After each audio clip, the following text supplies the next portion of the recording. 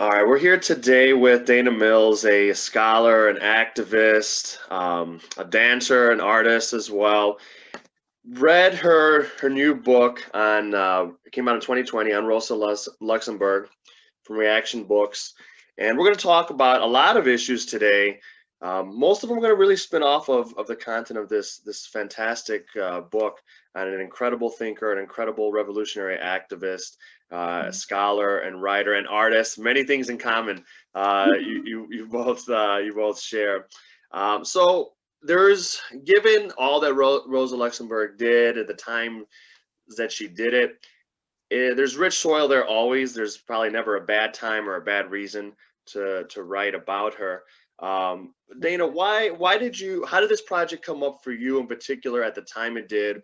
Why did you decide to take it on? And how would you characterize the book? Would you characterize it as a biography? Because it certainly does that. It definitely serves as a biography, but it really does really delve in quite nicely and extensively into her writing, her theory, like her activism in ways that maybe not all biography does, but that you as a political theorist and an activist were well suited to. First of all, thank you so much for having me and for reading the book so carefully. It really does mean a lot, because when you write, you have no idea whether like someone will be interested at all. You're like, yeah, here's the thing I made, maybe you like it. So why Rosa for me and why now? That's a great question. I'm half Israeli, half British. I was raised in Israel, where I joined the human rights pro-Palestinian movement when I was 13.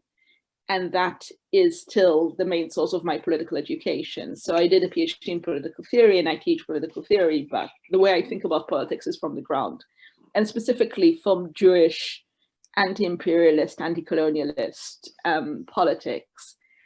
And I've become interested in recent years, especially since the passing of my grandmother, who was very important to me. She was a refugee from Germany, and I was raised with this idea. She was actually rescued by a British spy who smuggled her.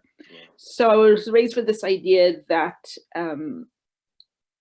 dissenting is really important, being open to other people, I don't want to use the word kindness, I feel it's been a little bit taken out of context, but after she died, I started thinking more and more about dissenting Jewish women and women who are, I would say, not only on the left, but just basically dared to question unequivocalness within Jewish culture. And one of the things that I'm really interested in, and again, as an Israeli lefty, that's probably quite intuitive, is the centrality of the nation state, and that being the savior of all our woes. You know, if things are bad in one nation state, we'll go and we'll build another nation state.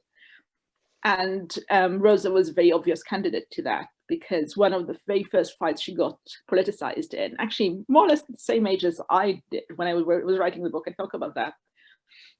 She was about 14 or 15, was dissenting against Polish nationalism. So Rosa was born in 1871 to a middle-class Jewish family in Poland under the sovereignty of the Russian Empire. So she herself was a citizen of empire. We usually think of imperialism as something that is enacted in Africa, in East Asia, etc., where obviously it had extensively. But we forget that the Russian Empire was very forceful and, you know, shaped a lot of people's lives, and she was one of them. So I think she spoke to me in that way of her being really in a very interesting historical moment. And reading into her, first of all, I became very compelled by her. I think she's a really compelling person. She has a lot of richness of thought. She has a very rich personality, very contradictory. I find people who are coherent very boring. Like, I'm kind of like, if you say the same thing over a 40-year career, either you've been blind to history, because obviously everything changes all the time, or you're just a very boring person and you had one thing to say and you've just said it over and over again, which is not unusual in academia. Like I've met these people, they're not exciting to meet at a dinner party, but Rosa is, you know, exciting to meet in any context. And I think the combination of her, she just had this moral clarity of her ability to say no when she had to. And even when she was wrong, it's really important to me to say that the book is not kind of, some reviews have said it's too adoring or whatever, but I definitely found places where I think she was wrong. Actually, Polish nationalism is one of them. I think her critique was important, but she was mistaken in kind of throwing her people under the bus that way. Which leads me to the question of the genre of the book, which is an interesting question. I have to say no one ever has asked me before. I think, so it was designed to be a short biography, although I realized very early on that there's so much that just can't go into it, that I'd have to make it something different. And it's a critical introduction to her work, because I have to say, for me, I'm not a biographer by nature. I'm not entirely sure I'll ever do something like that again. I enjoyed it. I loved it because I loved her. I loved working with her as a subject. But I get excited about ideas, not just people's, ups and downs and romances and all the things that you have to tackle in biographies. And her writing really compelled me to her, and especially her theory, both economic and political theory. So I was trained as a political theorist, but I do have some background in economics. I don't think you can write about her if you don't have any economics at all. And luckily for me, I did my master's in Tel Aviv University under the son of the founder of the Communist Party in Israel, Palestine. And my methods course at my master's was basically all Marx. So that I kind of thought that was average. I thought, every methods class in political science is like, you just do close readings of Marx over 12 weeks. And then someone else told me they didn't do that. I was like, no way, what did you read? Is there anyone else to read? But that meant I had a fairly good background of Marxism when I came to the book. And I knew, it wasn't the first time I read Capital. I don't think, you can't write about her if you don't read Capital. You need to know a little bit about the inner deliberations within Marxism. So that was helpful to me. And another thing that was helpful to me, and the question about what kind of book, I wanted it to be a little bit of an intellectual history and context of her time, because I feel a lot of times there are interesting parallels, and there are definitely messages I wanted to take out for our time. But it struck me, especially after doing pre-research and spending, a couple of very good months with her, that the world in which she lived is no more with us. This is a world that is gone and was so differently structured to us, if only because even just like the one thing that she didn't live to see fascism, she didn't live to see the Second World War, which changes so many things for so many people. A lot of the positions she took, people ask about nationalism and what she would have thought after the war. And it's like, look, she would have wanted to save people who are refugees. Maybe she would have taken a different approach. Maybe, we can project some ideas, but some ideas are of their time. But the same goes with her ideas of gender. There's like big debates on whether she was a feminist or not. And I'm like, she died in 1919. She didn't even live to see women get the vote or run for office. So a lot of things that people project upon her, I just think she was of a different world in a way that is very productive for us to think about. The moment in which we are now is very specific also. So we can't look into the future from where we are, but we can take lessons from the past, engage with them critically, and learn from them. That's great.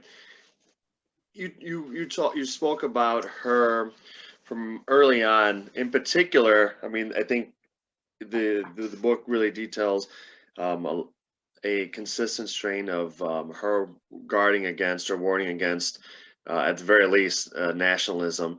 But in particular, as a Polish person still living under empire, opposing Polish nationalism as a remedy.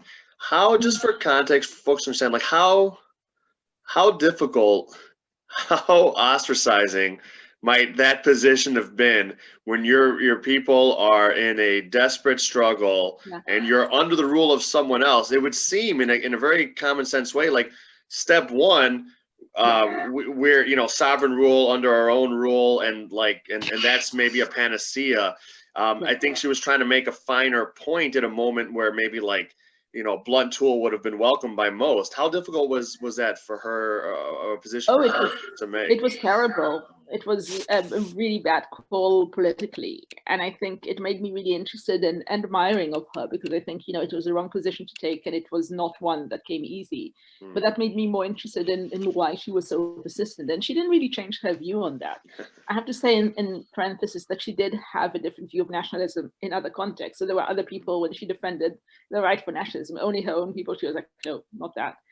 And to show how difficult it is, not only from the Polish point of view, as you say, well, it made perfect sense. And you can only overthrow an empire if you start by grabbing power and reclaiming power.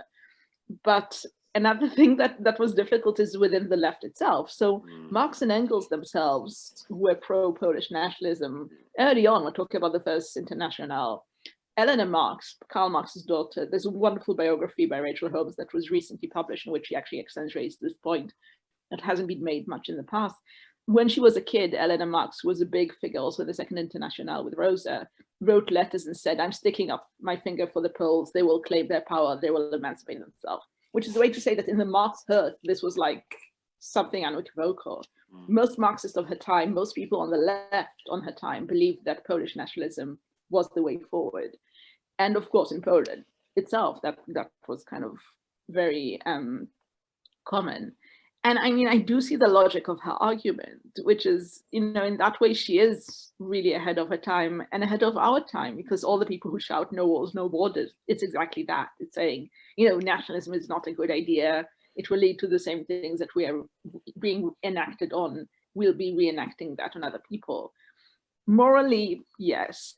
Politically, no. It's kind of, if we can't make it work in 2021, definitely not in, when did she start getting involved in, like 1880 something, when she was a teenager, 1885. But you have to admire the bravery.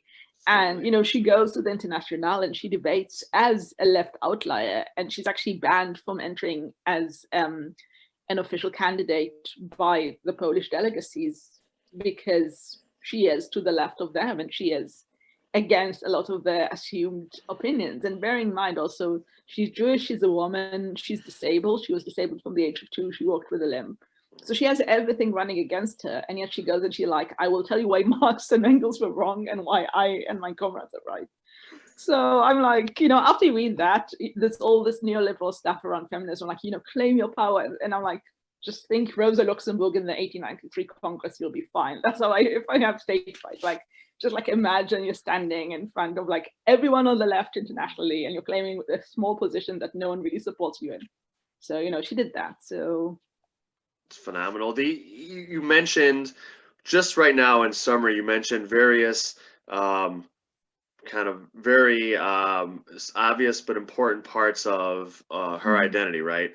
A woman, Jewish, Polish, but then, for all intents and purposes, fled to other countries to live there, and then disabled, right? And then, I guess you could even throw in there other things, just like her ideologically, she's marginalized as well, and as an outlier, as you mentioned.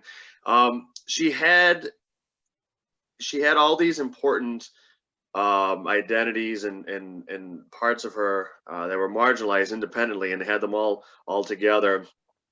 Yeah. It seems as though from reading the book that she never, for herself, never wanted to really rely too much on any one identifier. She didn't want to make, and please jump in and correct me if I'm wrong, it seems like what you were describing is that she never wanted to, in her own instance, her own case, try to rely and say, this part of me, whether it's Jewish or a woman, is a special type of oppression. Yet she's not like an all lives matter person. She is quite attuned and aware of the suffering of others. Seems much more than many others, including people on the left. She was quite aware of these, what you talk about, these multiple oppressions at all times. What we might now call like intersectionality and things of that nature. And can you talk a little bit about that, how she walked that line of not trying to lean too heavily on one thing for herself to say, I am especially oppressed because I am a Jewish person. In fact, you have excerpts of her writing. I forget what page it's on. She's saying, why should I be talking, I'm paraphrasing very, very loosely, like, why should I only be concerned or think that the suffering of Jewish people, which she does not ever seem to like lessen or say is not considerable, is more than the people over here. And she lists off different people, different indigenous folks, different people suffering in different countries. Can you talk a little bit about like that, again, a very nuanced thing she's trying to do? She could have done a lot of good if she just like was just talking about women's rights, right? She could have done a lot of good if she was just talking about anti-Semitism, but she seemed to be trying to make these incredibly nuanced points and walk these really fine lines.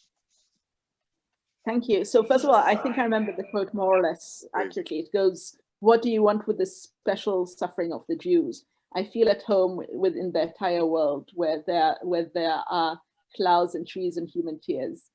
And I think she was also an environmentalist. Maybe we can talk about that later, because that was one of my interventions in the book. That's a really eloquent way of putting it. Thank you. Yes, she didn't hate her Jewish ancestry. There were some readings before my book that showed her as a self-hating Jew, which I think I show fairly persuasively are incorrect. She knew Yiddish, she wrote in Yiddish, she understood, she conversed with people in that. And she was very proud of her Jewishness in her own outlying way. It's interesting because, especially after her parents died, so her parents died when she's really young, before she turns 30, and because she leaves the country, she's away from her family, the connection is very, very thin. And in parentheses, I can say that one of my aunt's oldest comrades is her great nephew. So I spoke to him when I was writing the book, and he said, "Great Aunt Rosa, we couldn't talk to her. She was dangerous to know." So it's not that the family didn't love her, didn't want to engage with her. She was a dangerous person to engage with. So, moving countries in the way that she did and doing politics in the way that she did has a huge burden on the soul, on the individual price that you pay. And I think that kind of also informs her understanding of oppression, because you can't just pigeonhole that as one thing. It's not just because she's a woman or she's Jewish or she's disabled or she's a citizen of empire. It's like all of these things together. And I think I'm really fascinated by that period of the Second International, just before social democracy becomes enshrined in law. Women get the vote, then working class people generally get the vote.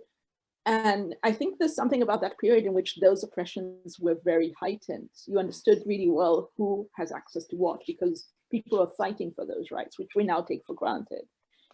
And I think she intuitively really grasped that. And a lot of people who wrote at that time, again, Elena Marx, Clara Zetkin, her good comrade, and a lot of many others, this idea of intersectionality, that you can't fight one oppression at the time. You can't just organize on race or gender or whatever. I think for her own identity, she had a very complex relationship to herself. One thing that I understood quite quickly with her is that she knew she was brilliant. She knew she was clever. And in a way that, again, kind of blew me away. When she's a PhD student and she's a nobody in the Marxist movement, she writes to a partner and says, "This is this pamphlet I'm going to write that will make me famous." And this is Reform and Revolution that she publishes in 1898 as a response to Engels's most famous student. And it does make her famous. And you kind of think, wow, that's, I wish I had that. A lot of women I know would still wish to have that confidence. And we are not in her position, right? So I think she really did know that she's extraordinary. She had a very kind of rich understanding of her own psyche in that way. She also knew very well when there was sexism deployed against her and anti-Semitism against her. And I quote in the book from letters that came into her hands in which people talk very explicitly about her Jewishness or about her gender, and including people who are her comrades, which again is something very familiar to women on the left reading the book today, that we're all comrades, only when you turn your back, then the dudes will say certain things about you. So I think that's something that she grasped very intuitively. She, in very interesting ways that I'm not sure I agree with her. That's one place that I disagreed with her. She never fought her own battles. Like she fought them intellectually. She was marvelous and just intellectually. But I don't think she kind of stood up and said, why are you treating me this way? I'm a woman, I'm Polish, etc. And I think partly it's because she knew she's extraordinarily brilliant and she could just, write the book that will shut all the comments down, which it usually did. That was an effective way of dealing with it. But there is something about that and her inner turbulent emotional life that it never settled, because she did compromise living. And I have to say, especially the gender stuff, her first partner, Leo Jogikis, was the most important man in all her relationships by far, was highly violent and abusive. And I mean, I have to say, one great source talking about this relationship is Kate Evans, who wrote the wonderful Red Rosa biography. It's a graphic novel about her. And we talked a lot when I was doing the book, and she was like, look, at some point of her life, she sleeps with a gun under her bed because Leo has the key to her apartment and she's afraid. Now, this is abusive relationships. There's no way of masquerading it. It is what it is. And I think partly because she didn't have the tools to think about gender emancipation the way that we do, she just, she was struck by these forces, and you see this utterly brilliant woman who's able to argue with anyone about anything, just being very deeply afraid. And I think that's where also liberal feminism shows its weaknesses, because you can legislate around women's rights till the cows come home. But if you have abuse in the household where the state isn't present, then that's a different thing. And I think that's also why she understood oppression so deeply, that oppression is also in the psyche and in how you manage yourself. And, you know, even later in life, when she has other relationships, she's still like, I need to hide this from Leo, which I think, to me, I had a sense that she was afraid from him throughout her life, that it was something that was present with her. And she seemed to speak about it with some of them, at least, right? With, I forget the gentleman who was her attorney, who she ended up having relationship with. She like cites like, oh, I had to kind of like, he was here when and asked how I like my new attorney, and so she even seemed to speak with it with some of, you know, her friends or closest people, and apparently there was not intercession from them to assist with this. Yes, and I think that's the other thing. It was commonly known, apparently, and there was no intervention. And I mean, it shows something about, again, what are the defenses that women need, which are not just the law, or yes, always the law, and yes, always the state to be stronger, to offer some kind of protection in times of crisis. But if you have an abusive partner, then you need something that is more immediate than that. And I think maybe that's one reason she understood that the question has to be overhauled in a more deep process. And, you know, let's not forget, again, this is a world that is very alien to us. We're talking about that period when she breaks up with Leo is 1906, 1907. So it really is more than 100 years ago. And she was ahead of her time, and she was very radical in her understanding of herself in many ways. But in other ways, she is a product of her time, in which women were very much educated to a certain way. And it was very interesting to me, because it's very clear in her letters to Leo around the time that she really matures as a politician, which is the end of the 19th century, the beginning of the 20th century, after she writes Reform or Revolution. And she starts writing to him about marriage, and she starts writing to him about having children. And it's clear that she does want that side. She does, you know, she mocks the bourgeoisie in every single sentence, and she does want the perfect bourgeoisie marriage. So again, this is something that is so enshrined that I think it was just part of her. And I do think she regretted not having children the rest of her life. I think that's one thing that really saddened me with her. Is like, it's clear she loved children. She was very kind to her friends' children. She gave, you know, she sent Christmas gifts every year. Even when she was in prison, she sent gifts to her friends and friends' children. So I think that's one thing that I really felt like she didn't accomplish, and she really had wanted to. Want to talk more, and maybe I have at least 3 different things that I've kind of highlighted here in my notes, and ways that she was, and we've touched on them a little bit, that Rosa Luxemburg was ahead of her time in terms of her thinking, and I guess, just the thinking, in some cases, some very particular, very specific policy ideas. So let's go back to environmentalism. I'd love to hear you talk about that, because that was really interesting. That's not something that I knew about her. I thought you had really wonderful and exposition of that part of her in a way that really integrated it with the rest of her philosophy. You know, you connected her compassion for people to a compassion for animals, and you know, even through letters, you highlighted the ways in which she explicitly made those connections, right? And you really to go from her talking about animals in a prison cell to veterans of World War I in a way that is completely seamless, I think, philosophically, was really interesting. And that's something I got from the book, and it's something that is a testament to her really, I guess, the ways in which she really had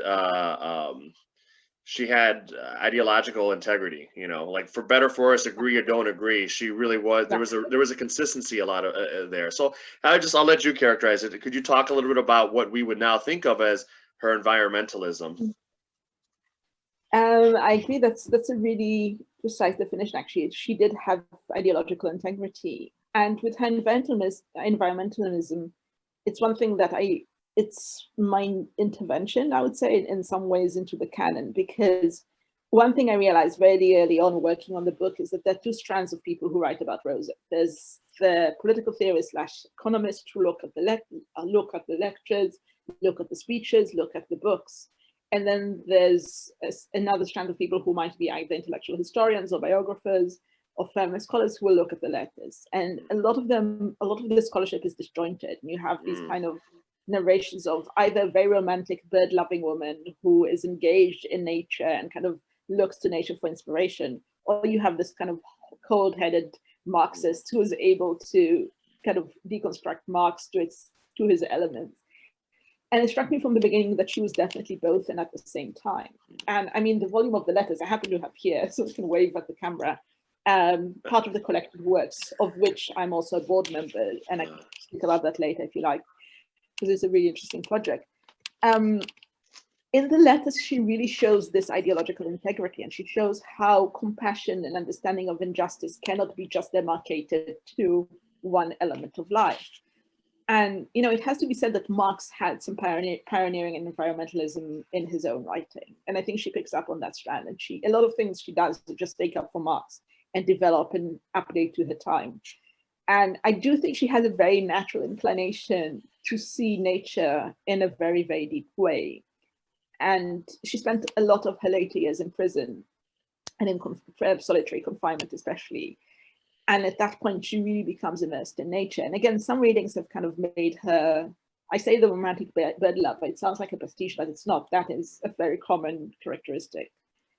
And I think when you look at the writings, it's really not that. It's this ability to understand nature and to understand how small we are within nature, which, you know, is the basic for critical environmentalism, is say, we are just a very small part of this whole world, and we are responsible to everyone, not only our fellow woman, but everything that is around us and is alive. And I think the other thing that really struck me, and that relates to your question and the way you posed it, which I really like, is her ability to use imagination. And I think that's a really important lesson for our time, because I feel, correct me if I'm wrong here, that sometimes in discussion in contemporary left, there's this trope that you can only speak about something if you experienced it directly, if you were there, if you want to witness. And I understand where that comes from, and it does have some weight, but it can also be really, really dangerous because it just prohibits any discussion and intervention. And it also assumes that you have to go through someone's life exactly to understand where they're coming from, which A, is physically impossible, like we only have this one thing we live in, but it also reduces the ability for empathy very, very profoundly. That's right. And I think reading, especially I have to say, The Accumulation of Capital, which is considered her best book. She writes it in 1913. It's her response. It's a result of a series of lectures she gives before. It's her response to Marx's Volume 2 of Capital. She talks there about South Africa. She talks about the state. She talks about the South and how, you know, slavery is going on in the South. She talks about Australia. She does ethnographic study. Part of it is also being very, very arrogant and showing, look, I can do all this kind of sociology, ethnographic study, whatever. But part of it is really being curious and understanding that we are engaged with other parts of the world. Now, at that point, you know, when she develops the book and then she writes an anti-critique that is published in 1915 when she's already in jail, obviously she can't travel. She doesn't have access to these places or people. But she's still able to think about them and to imagine them. And I think in the same way that she's able to engage with living beings without talking to them or without being them. That's a really important step. And I know, again, in some circles it's controversial because you can't speak unless you're exactly in someone's position. And I'm like, she was able to understand what oppression might feel like in a place that she never visited. And I think that's a really important intellectual exercise for us today, to think beyond where we are and not just to, and I think, again, if we only talk to people from a specific position, then our circles are very limited also, you know, who are we talking to? We keep talking to the same people. So I think her imagination was really profound in that way, and being in nature kind of really set that on. And I think she understood the other side of that is she understood that cruelty doesn't know boundaries. And that's why empathy should know boundaries. So the same person who will hit an animal will kill a human being later. Yeah. Which, you could say that's radical. You could say, she wasn't a vegetarian. I can make you feel assured of that. Anyone who's watching or listening. She loved salami. She liked having picnics and having her salami. So she wasn't like stringent on that. And I think, vegetarianism wasn't a thing in her circle for sure. But she did understand that violence, especially I think senseless violence towards animals, does show something about how we could treat each other. Mm-hmm. And I think that's one place when she was really, really pioneering in her understanding, because it's kind of like, that is, I don't know how to describe it, but it is really a cohesive, I would say maybe a cohesive imaginary for justice. It's something that is not yet here. It's very radical. The world she demands of us and of herself is very, very different to the world she inhabits, but it's very cohesive. It has integrity, and it depends on our imaginary as human beings. She really demands to exercise the imaginary in a very profound way of herself and of her readers. That's so fascinating. I really like the way you're explaining that, and yeah, I think you're right that it's in some ways that is it's can be controversial, at least now, because but I think there's, as long as it occurs to me, as long as you have, like, there's a certain amount of humility that one attaches to discussion of some set of experiences that you yourself have not uh, experienced. It seems like a necessary tool, and in fact, it would seem to me like to be like some to keep everyone in their spheres, whether it's on writing or discussion of what they personally have experienced, can easily be co-opted by the establishment, because without imagination of that type, you can't have it. Kind of precludes empathy, and it's Yeah, without empathy, how can you ever really have any, like, solidarity in action? How can you have exactly. solidarity with others who, by definition, you are not a part of, a group, or don't have their set of experiences? You simply can't do it. And imagination itself is necessary to be an anti-capitalist, right? You have to say, this is the world we're living in, but I swear to you, there's other things we can do. Like, I know Yeah, you have no sense of this. yeah, This is the world order, but we have to have the imagination to be able to see beyond it. So it would seem to be a real necessary thing. And it also occurred to me, like, there's a lot of ways, of course, that someone tried to do what she was trying to do there would get caught up a million ways by would-be allies. And I see this more, and just in casual conversation with friends, or even with, like, mm, on social media. There's a tendency among some folks on the left to sometimes see it as frilly certain considerations, and animal rights is one of them, I think, for sure. yeah, I think environmentalism generally, because some people are like, hey, listen, I need a job, I don't give a shit if that factory is polluting, like, we need this. yeah. And so it's not an easy conversation to have, right, with a coal miner or something like that, and there's no easy Sure. solutions.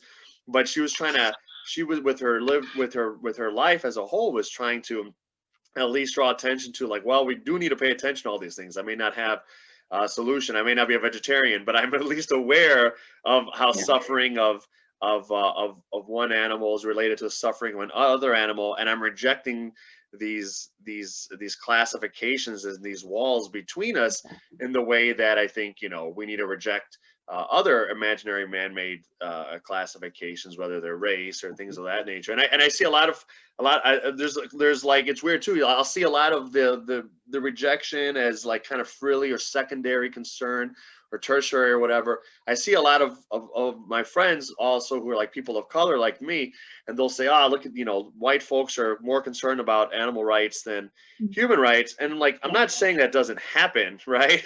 but it's also not really. It's a kind of it's a false enemy to me, because then we stop, just stop worrying about the environment and animals.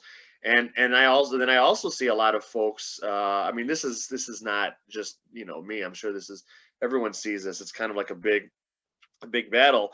But there's a lot of folks on the left who will argue that because race is a social construct, we need to stop paying attention to it, right? So we need to center class more and more. And in my own way, I do feel I center class. I just see race and class as inextricably linked, or as like these categories of race as being tools of what, of capital or emerging capital at the time. So yeah, she was doing all this work with her writing, her thinking, and her life, and it's of the most complex, heated, controversial, even by today's standards. Can I just come back quickly? Please. Because I think you raised a really important point about where we are today. I think one of the problems we have today in the environmental movement is that it has become very complacent with capitalism. So there's been a lot of neoliberal environmentalism in which people feel uncomfortable taking part. And a lot of the XR stuff. And I have to say also they've taken anti-racism out of environmentalism in the sense that the willful arrests and stuff like that, where anyone who knows anything about statistics of police brutality says, you can't have a movement that is aimed at everyone and have being arrested as part of protesting tactic. Like that is the most privileged thing ever. Right. And I mean, I can talk more about the protests in London because that's where I was and where I saw them. There were a bunch of middle-class people who were arrested for the first time. I was arrested when I was like 15. So that's awesome. Public record. Every time I'm going to lie on forms.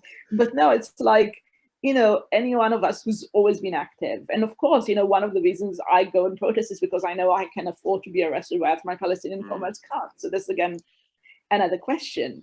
But XI and all of that, I have huge issues with that tactic because it's simply not inclusive in that way.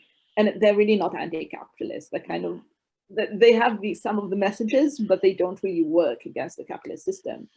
And on the matter of class and race, that's really interesting to me because I think, the UK and the US have opposite problems, but they're kind of the same because the UK is obsessed with class and doesn't talk about race at all. When you talk about race, it's like how awful things are in America. Whereas actually, when you look at statistics of police brutality, they're just as bad here and in some places even worse. Whereas in the US, like there's really profound interest, partly because of the civil rights movement and the history of the country with slavery. Partly because people are more aware, I think, on a day-to-day basis. But then class becomes a more controversial topic. But, they always go together. And I think, that's one place where her writing on empire is really helpful because it's exploiting that person of color elsewhere. And it doesn't matter for that reason if that's your backyard and that's a slave or that's someone who's making tea for you in India. It's the same relationship. It's someone whose labor is exploited and you don't see as human. That makes you an evil, complacent part of a system that is broken. But I think, we are kind of stuck with these very separate movements and with the infighting that kind of don't go anywhere. All I see is people shouting at each other on Twitter. Like, no, you're not saying that and you should say this. And we really need this kind of cohesive, big burst of everything together. And I mean, I'm still an optimist. I don't know why, but I still am. But I do think that someday, things are moving along, things are progressing and changing. But definitely, she was ahead of her time, and in some ways ahead of ours. It has to be said. There's a part in in your book where you talk about her, the contemporary, like, well, not art, but like at the time, the reception of accumulation of capital, and it sounds like it was, for the most part, not well received, which, I think the book makes an argument, and I would agree that it's an indictment of the critics and not so much the actual work. There's a part here, let's see. So the right-wing members of the SPD, which at the times supported colonial intervention and imperialism more broadly, rejected Luxemburg's thesis. For them, imperialism could be modified to be part and parcel of their outlook on socialism. So I wrote in the margins there, I was like, are there ways in which we still see this happening in our time? And I think at least in form and structure, you just outlined several of those, that type of problem happening now. Trying to be an environmentalist, thinking we can include capitalism into environmentalism. Perhaps the lesson, maybe not in a particular topic, but overall, and it would, from accumulation of capital, there is that no, in the same way that imperialism and socialism are antithetical, or that imperialism is a product of capital. You can't have environmentalism with this, or you can't have environmentalism without anti-racism, or you can't have anti-racism in the United States without anti-capitalism, I would argue, right? We like to include that fact, and that's been co-opted by the neoliberal order. So it seems, again, like I just thought of that as like that was an initial question I had, but right there you're talking about ways in which this is still happening. The arguments that she was trying to make back then need to be met right now. Definitely. So, I mean, yes to everything that you've just said. And I think, on the matter of foreign policy, if you look at, and this is true of any other, and no matter who is elected in the UK or the US, there might or will still be a war fought elsewhere where, other people's life are being bargained for resources. So it's a form of neo-colonialism, right?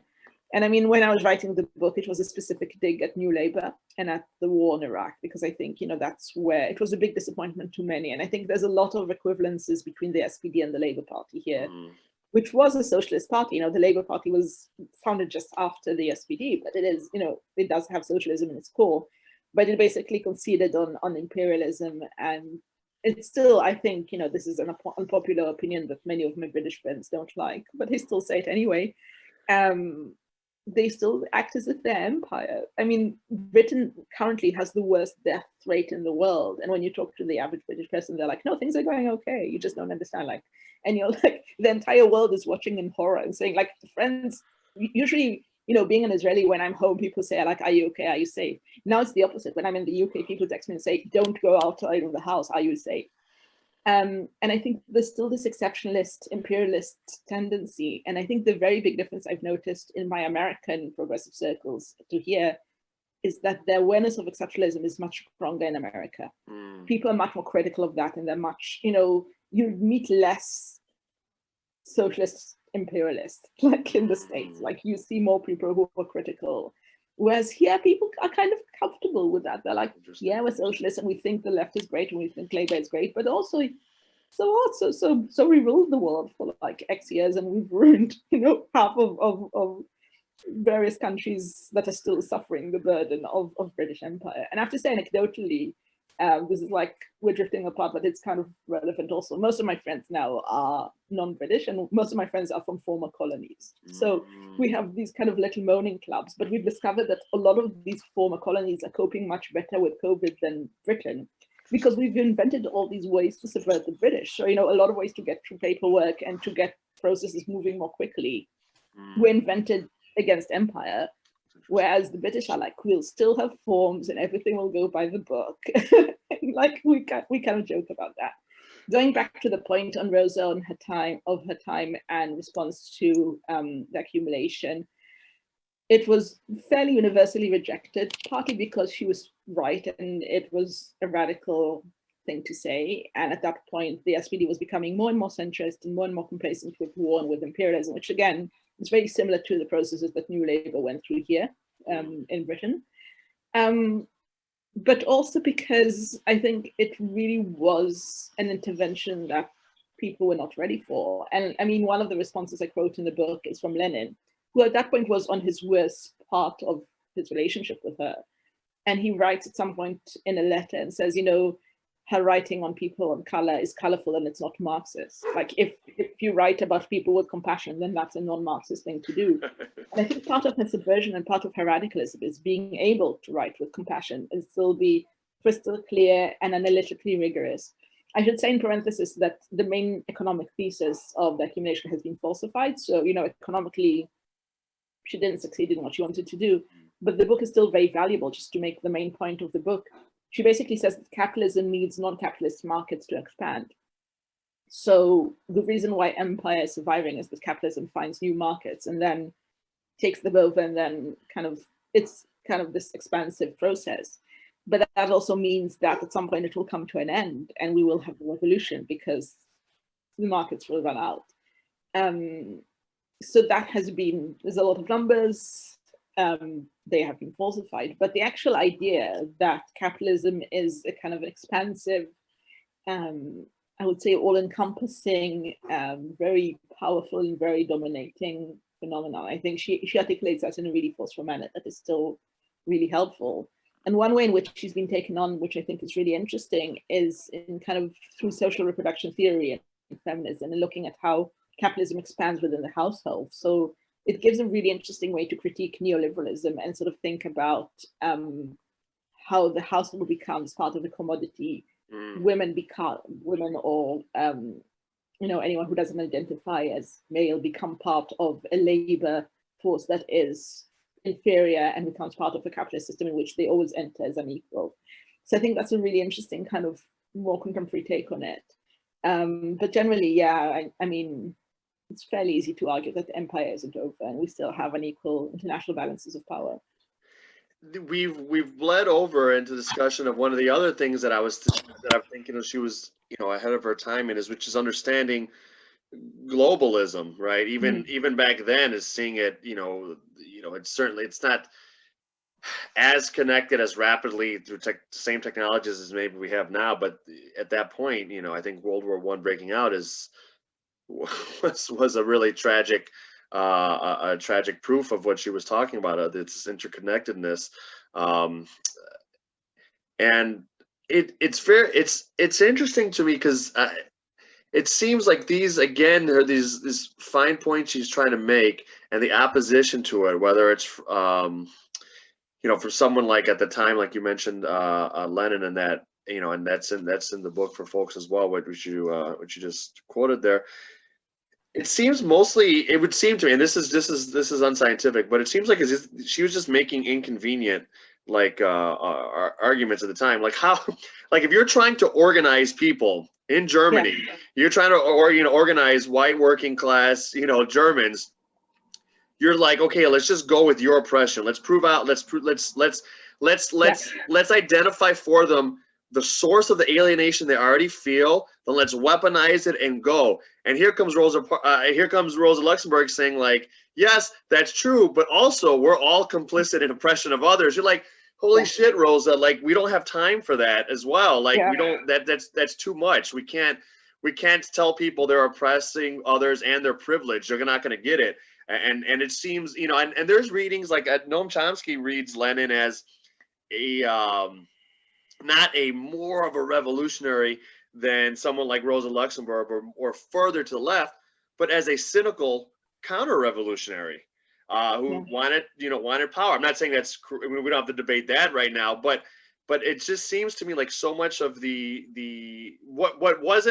what like reticence or outright rejection, violent rejection of her ideas couldn't be accounted for with sexism, which I'm sure was a huge amount of it, right? Or any other things. A lot of it would have just been like if she were a man, a cis man, it would have been like, this is inconvenient. We can't walk and chew gum at the same time the way you're asking us to. Do you feel there's something to that in your readings of the times? Definitely that. And I mean, I can hear by hearing you speak, I sympathize, because it's like everyone who sat in a political meeting and there was the one person who stands up and gives the 20-minute question that is actually a comment. Right. And that helps no one in organizing, but you still know that person is right. And that person was Rosa Luxemburg. And like, we've all been in that meeting in various guys, and it doesn't matter in which context. And she was a pain in the ass. She's a pain in the ass to write about because she has so much to say. You're like, dude, just like be quiet on the side a little bit. Like, have a peaceful day. That'd be great. Like, no, that doesn't happen with her.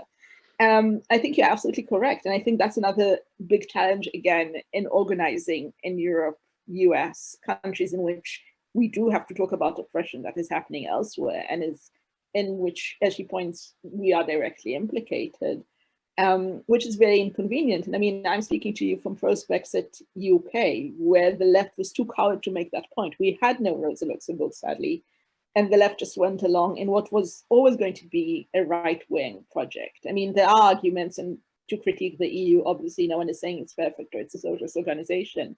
But what has happened, the first thing that has happened in January is the government saying they're going to go at the working week, which I was both unsurprised, and I said, this is what they campaigned for. This is what Rosa Luxemburg and Elena Marx and Cloud said. That was the 8-hour day, and then it became the 5-day week, etc. And that was the first thing they said, we're going to go at that because no longer accountable to the EU. Wow. And I think, having that person saying, you don't want to go with a white, angry working class man, because if you're going for justice, then that's not the way forward. It's a deeply uncomfortable political position. And I mean, one very big difference between her and Lenin that has to be made is that she was never a leader. I mean, she was always the left outlier of her party. And then she founded another party and she was the left outlier of that also. She was never in office herself. So again, one thing we don't know is what had happened in an ideal world in which maybe she would have gained more power and she would have been able to translate a lot of her ideas into policy. They weren't idealistic. She was a very pragmatic person. When you look at the actual writings about the day after the revolution, and we're translating a lot of that, there's a lot of stuff that has been unread, and the complete works, which is a project funded by the RLS in part, but also fundraised by you and I, anyone who can contribute, that'd be great.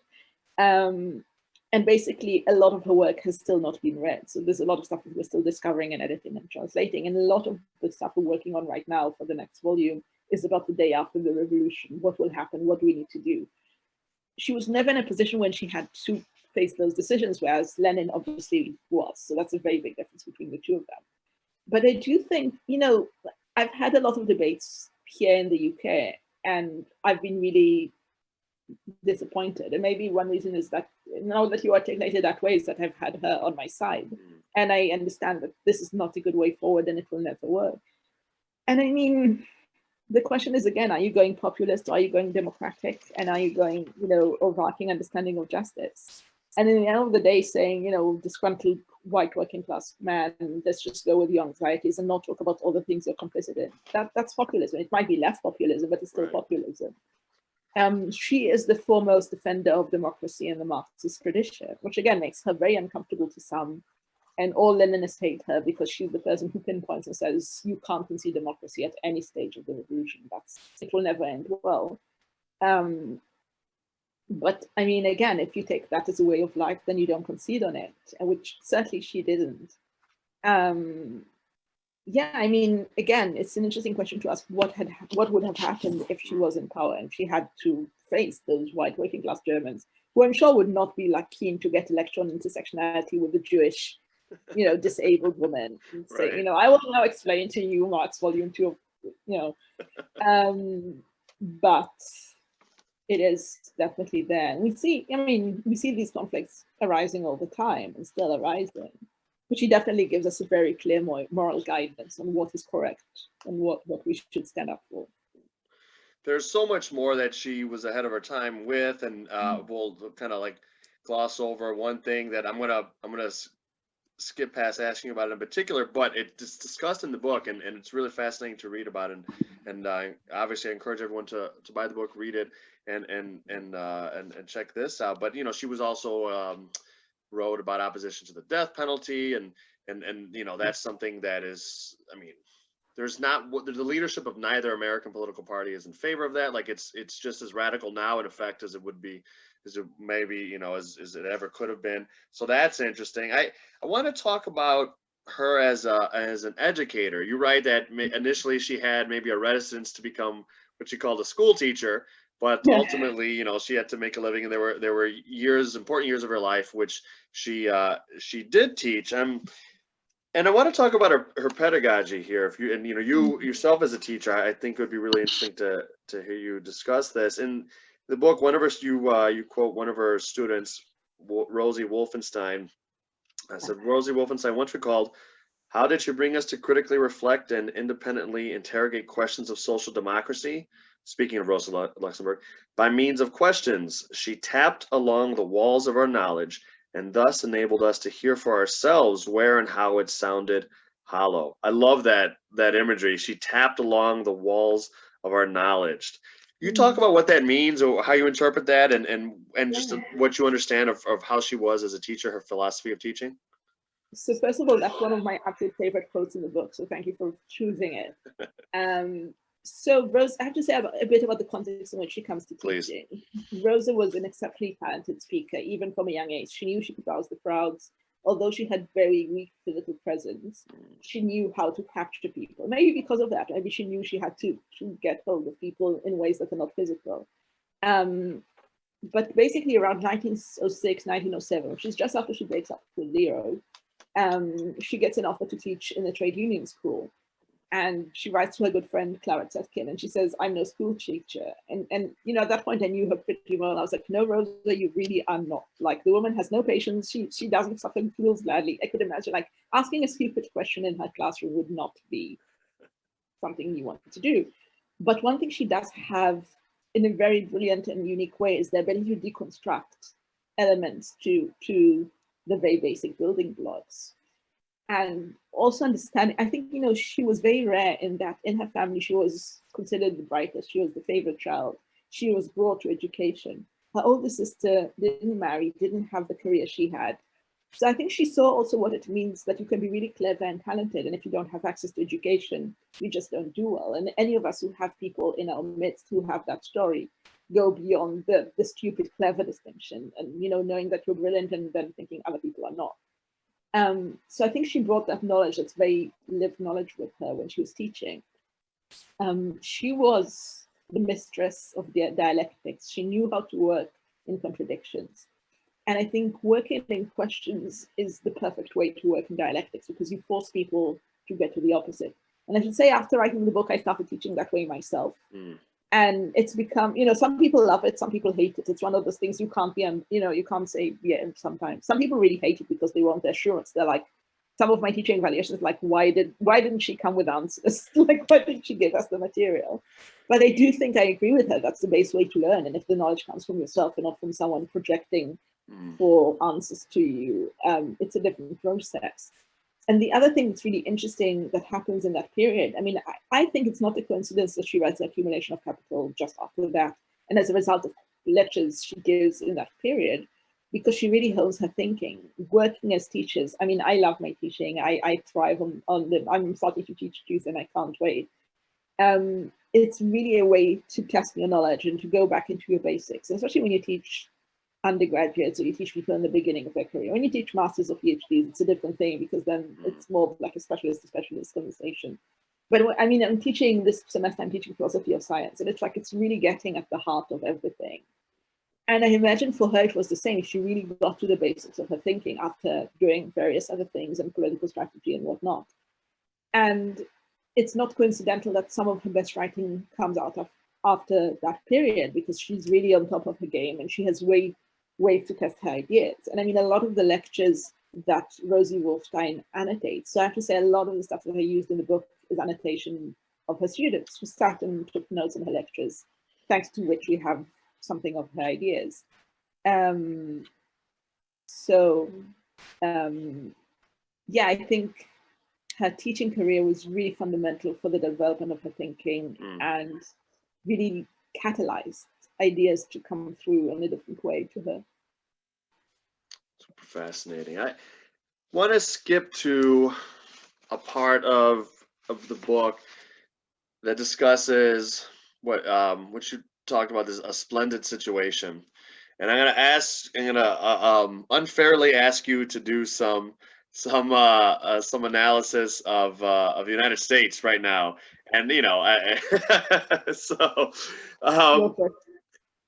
so this is about a little over midway through your text.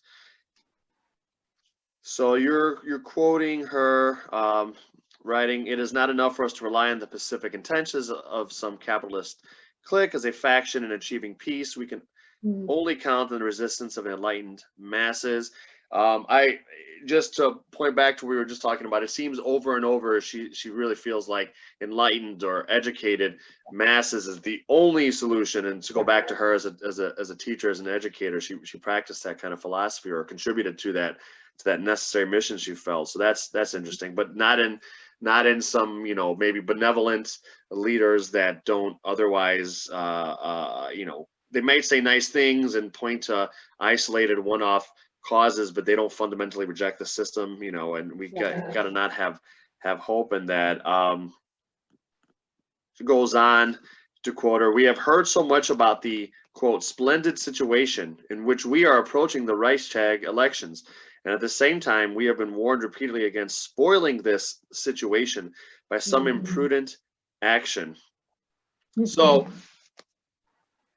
socialists are actually gaining power in the legislature in Germany. They're in there, right? Like it's becoming mainstream, and for some that's good enough. They're getting closer to capturing, government, and and maybe they're the vanguard or what have you, and they can do some positive change there, and that's the splendid situation. They have now a voice. They have a legitimate official place from which to do work where they won't just be thrown into prison as long.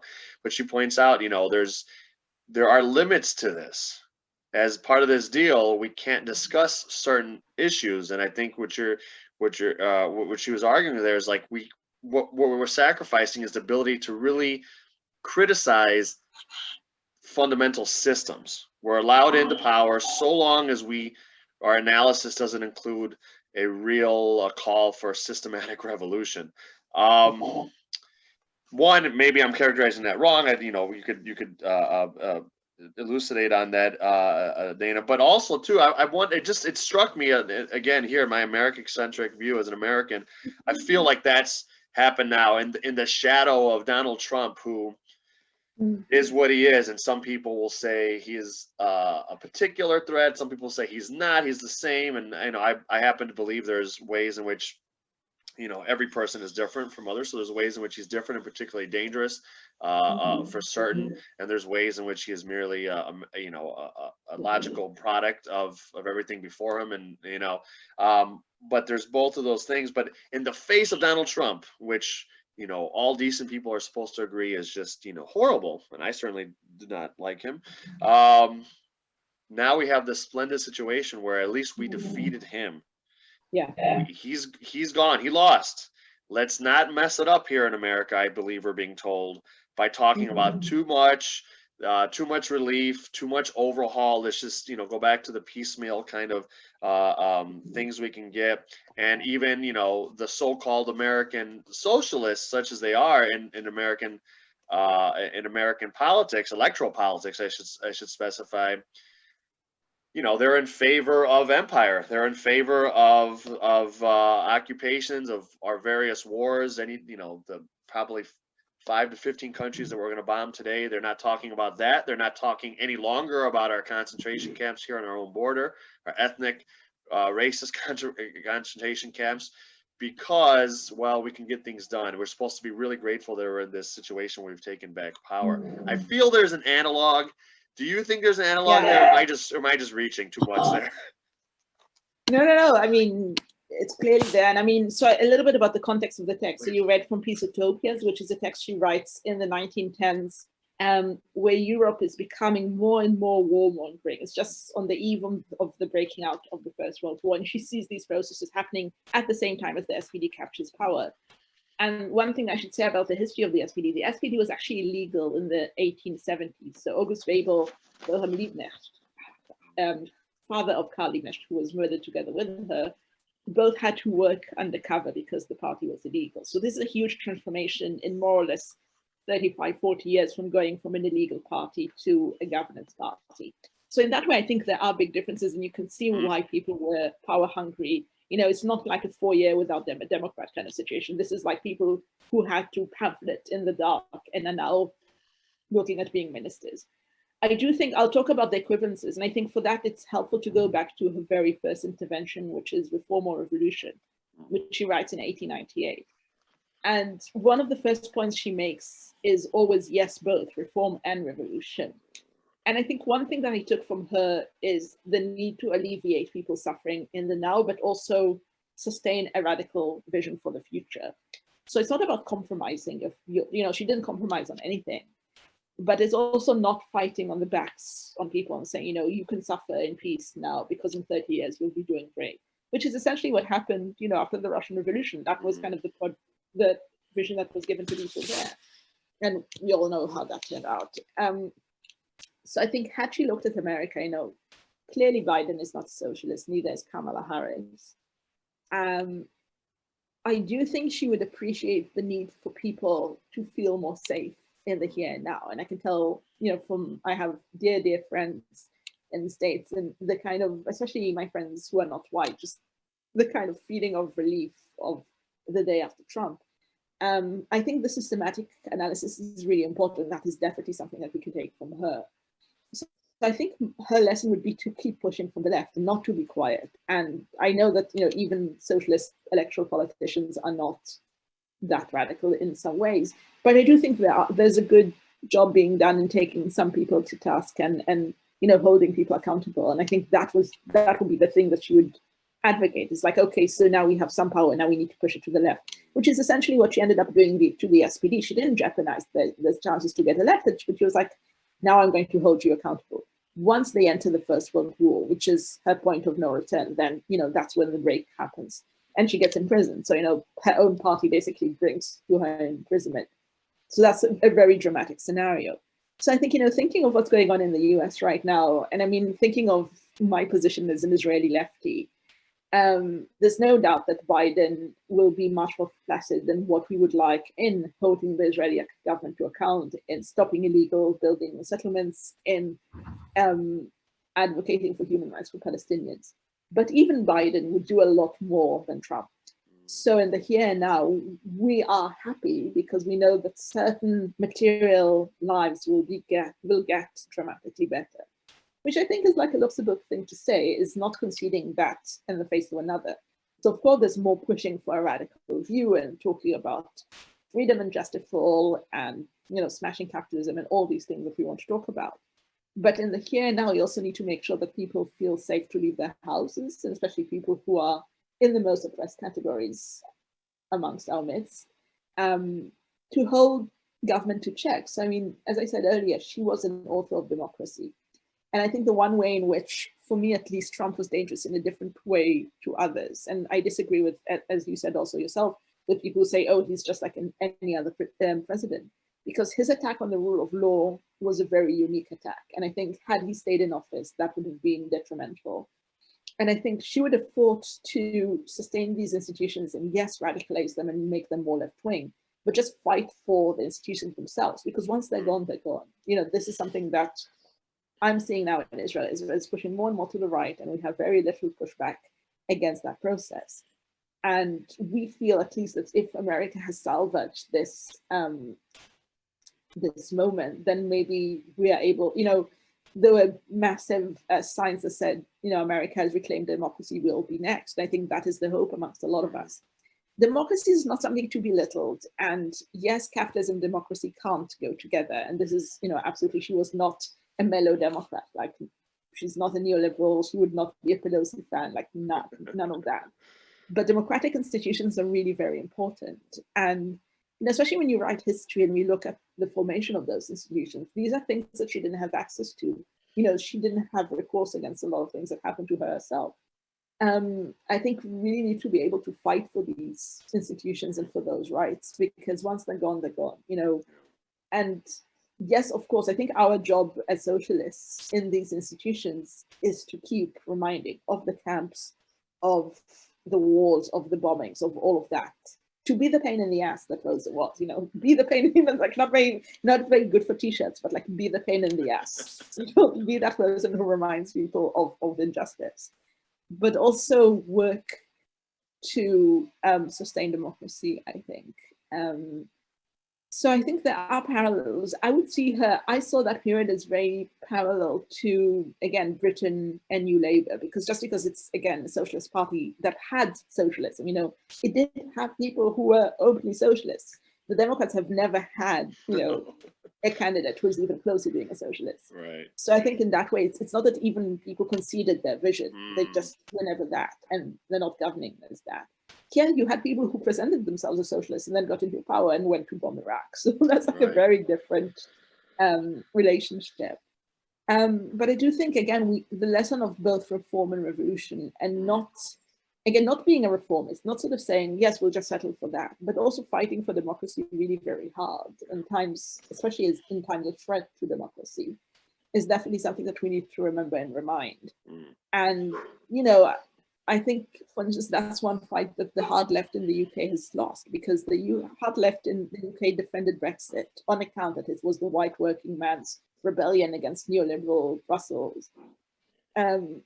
but they're left with an ultra-right populist government that is taking away workers' rights. So, you know, it's the question of what have you done to sustain an infrastructure that could have protected you.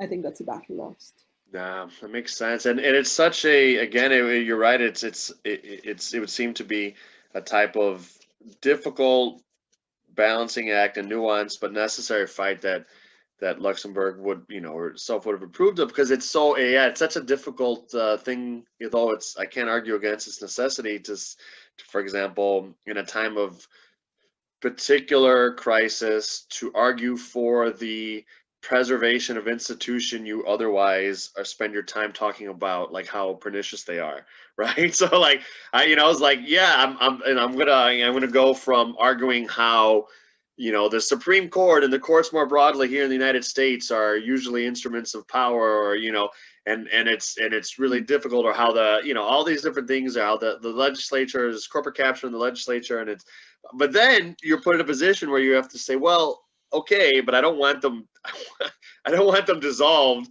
in favor of more direct totalitarianism, right? So it's a tough thing to do, but it's you present a really good argument. I think her work presents a really good argument for the necessity of it, reform and revolution. It's such a tough balancing act, because people are usually so content. I mean, this is my assertion that I'm not providing much evidence for, but I feel as though oftentimes there's because people are overworked, they're stressed, whatever, cognitive dissonance, being propagandized, it's difficult to achieve something, or to have something good happen, and then not just sigh in relief, and then try to go back to normal. It's difficult to win something and then say, no, but we need to do yet more and yet more radical. That's a very tough thing to get people to do, but it would seem to be to be necessary. So no, I really appreciate that perspective. I from you. I wanted to ask you one more direct question, and then I want to open up for you to talk about anything else. I know there is, for example, you mentioned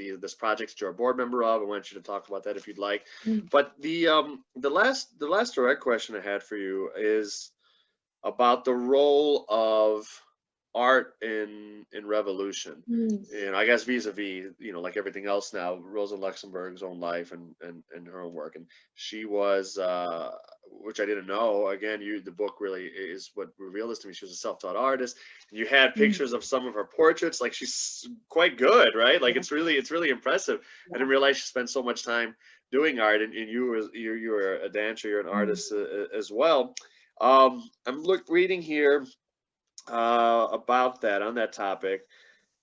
So this is not, I'm quoting from the book, this is not a one-sided process. New art can emerge from revolutionary moments, but in turn, art can spur revolutionary feelings. I thought that was really cool, right? So you get interesting art from a revolutionary time. That certainly can be true. But also, for all the artists out there, it seems to be, this argument of, well, actually, in addition, your art can itself spur people on to change the world. Can you talk a little bit about that? Yeah, I mean, I think her relationship to art really helped me understand her completeness. Wow. I should say her own taste in cultural artifacts and art and books and culture was fairly traditional. So you would have wanted her to be this kind of revolutionary who reads every new book. And she was like, no, the new stuff is not good. Like, I'm going back to Goethe was definitely her favorite. She had Goethe's Faust when she was murdered. I think she had a very deep understanding of what culture can do for the human soul. Again, this is like a very introspective relationship to herself. And I think I understood her Jewishness much better through her relationship to culture, because her taste in culture was the house from which I came. I grew up in a house in which there was Goethe and Schiller, and everyone listened to Mozart. And these were like the cornerstones of the household.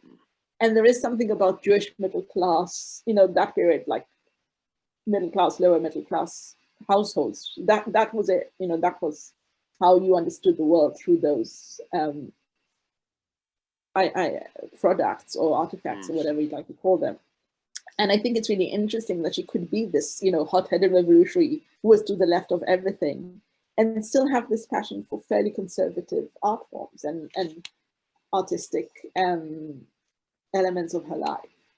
So, but on the other hand, she understood that art can be part of a revolutionary process. So I think there was this kind of distinction again that she made, which makes her really, really interesting, and a far less one-dimensional person. So she wasn't, the person who was all the time on the barricades and doing the same thing over and over again. She had all these contradictory and conflictual things within her. And she understood that time will change art and art will change time in return.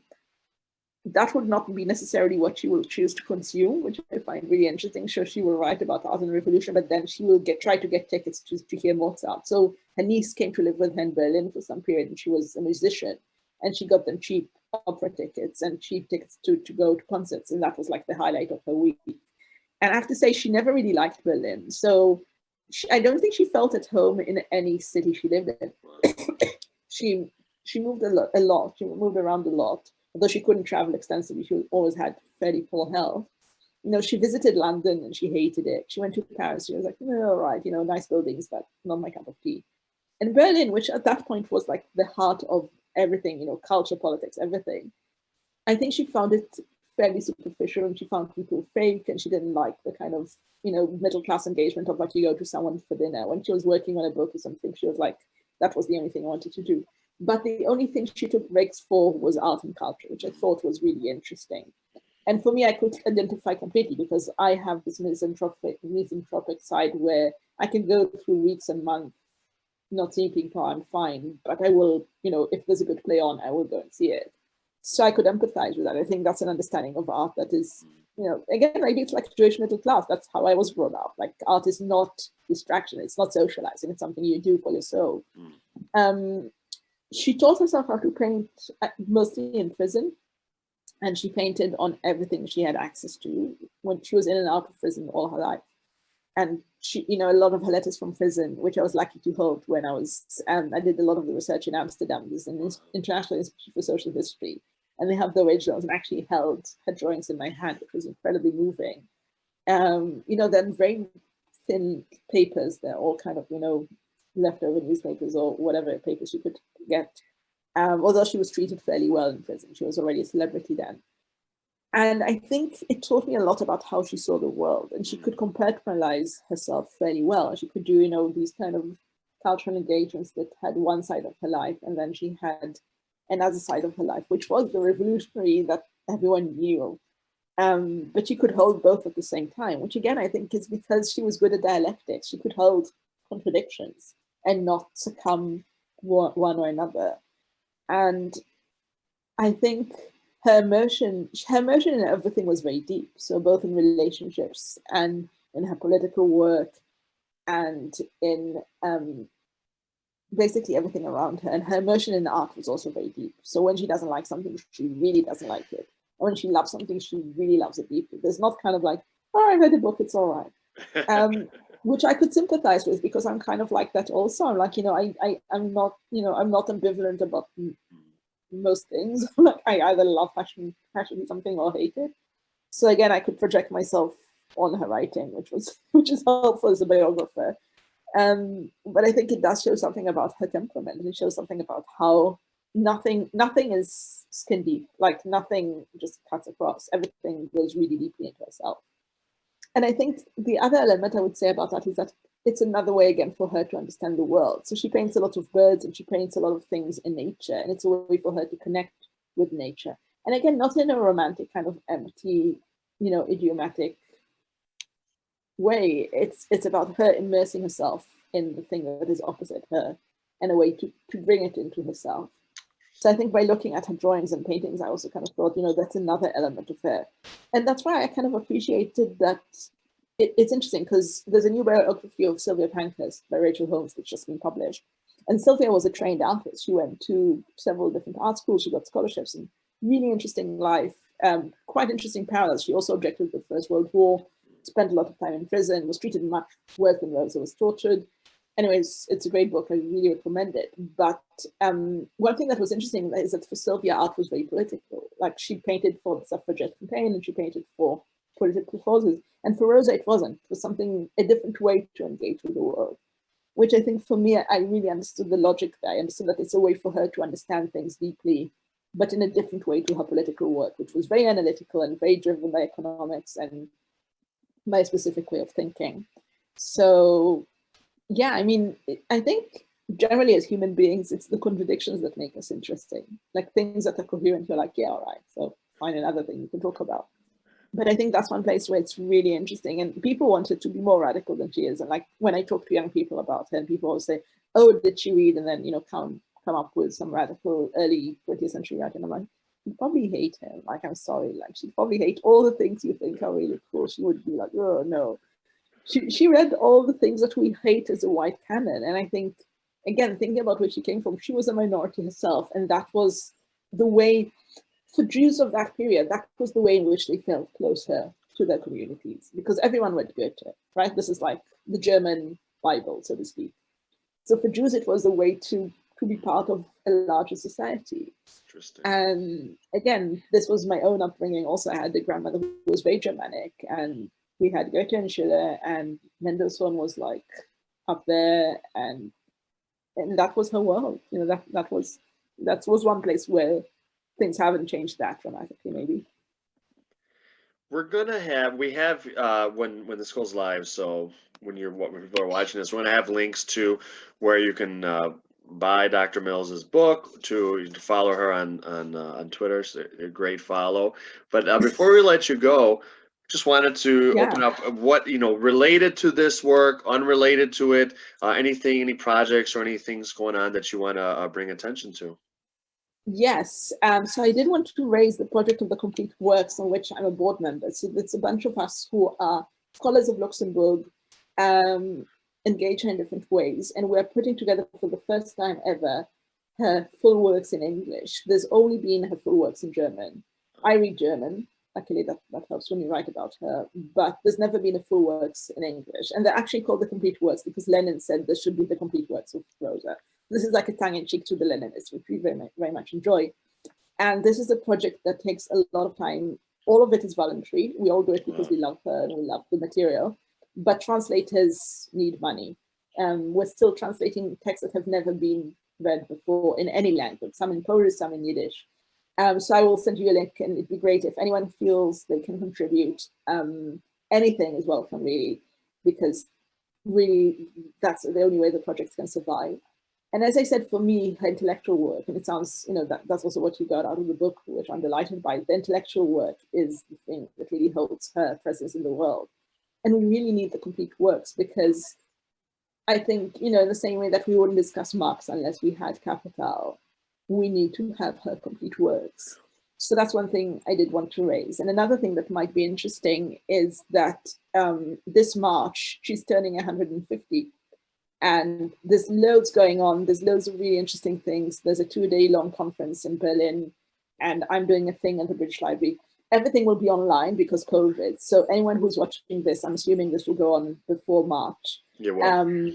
Cool. So yeah, you can follow me on Twitter. I sometimes just rant about people being annoying, which I think is like everyone's favorite. I hate Karens. That's like my new thing. I'm like, stop being Karens, like stop complaining about the lockdown. Like, I'm sorry you can't go to the pub, but that's not a tragedy. So that's like my one-liner tweet when I get along. I know, but I do tweet about other things also, and about my political work at home in Israel. And I will tweet everything about those events. And if anyone's interested, you can find me, so you can DM me or email me, and I'd be happy to send information, because there is a lot going on. And one disadvantage of this weird situation we're at is that everything is more available. And we're now doing like 17 conferences in 1 week because everything is online. Not too sure how that will treat me, because I now have like 7 Zooms, and they're all kind of the same, or like Introduction to Rosa, part 7. I'm sure the last one won't be great. Maybe like look at my timeline and don't come to the last one, which I'll be like, I was just saying to my mom, maybe the last one will be like, I'll just invent a biography, and I'll be like, yes, she was a dancer. And also she went to Australia, and also, and then maybe I won't do that. That's right. Yeah, but anyway, there's a lot going on this year, so it's a good year to start being interested in her. And fantastic. I hope people enjoy the book if they do, but I won't be insulted if they don't read it. And I just hope, another thing I can say is that her entire, a lot of her work, not all of it, as I said, we're working on the big books, but a lot of her speeches and shorter text are online on Marxist.org, which is a great resource generally for left-wing thinking. So if you Google Rosa Luxemburg Marxist.org, you can start wading through her archive. I use a lot of it for the book, and generally it's a really, really great resource. So you can take time and read about her. And yeah, be in touch if anyone has any question. I'm always happy to discuss Dr. Luxemburg, as you probably noticed. Fantastic. Well, yeah, we'll have all those links in the episode description. Yeah, that's really exciting that you're all working on translating to come up with a complete works. It's a worthy project to say the least. I really do hope people contribute what they can if they can. I'm sure Dr. Mills is not exaggerating that every amount is helpful, right? Yeah. So even if you're not some big roller, it's okay if you want to support it in some even what feels to you like a symbolic way. You can buy something, you can pay for something with every dollar. So give what you can if you can. Absolutely. Phenomenal book. I can't recommend it enough. Pick it up from directly from the publisher or from independent booksellers if possible. Or read it. Anyway, if all you've got, if you're in rural South Dakota or something, and all you can get it is from some big distributor. I'm me personally, Elias. I don't know about Dr. Mills. I'm personally going to say read it anyway you can buy it any way you can. But if you can, support independent booksellers for sure. But phenomenal, really, really great. I mean, I am far from an expert on this work. It was a really great introduction for me. I just read a little bit of Luxemburg and heard other talks from others. It was a phenomenal introduction for me. It was also really cool, in addition to being really friendly for newcomers like myself. There's a lot of inside baseball, like an American term, there as well. So like if you're a socialist, and you know the intellectual history, the party histories and different, you're going to get a lot of that as well. For me, it's like I need to go back and study it more. But so if you're a newcomer, it's going to be a really phenomenal introduction. If you're well steeped, you're gonna really love, I think, the exposition on the theory and the activism and the thinking and the life of Luxemburg from Dr. Mills. And also, if you like the gossipy political machinations, there's a lot of details of how the parties change and stuff in there. So it's got something for a lot of people. Thanks so much for your time, Doctor. It was phenomenal getting to chat with you. Thank you. It's been great.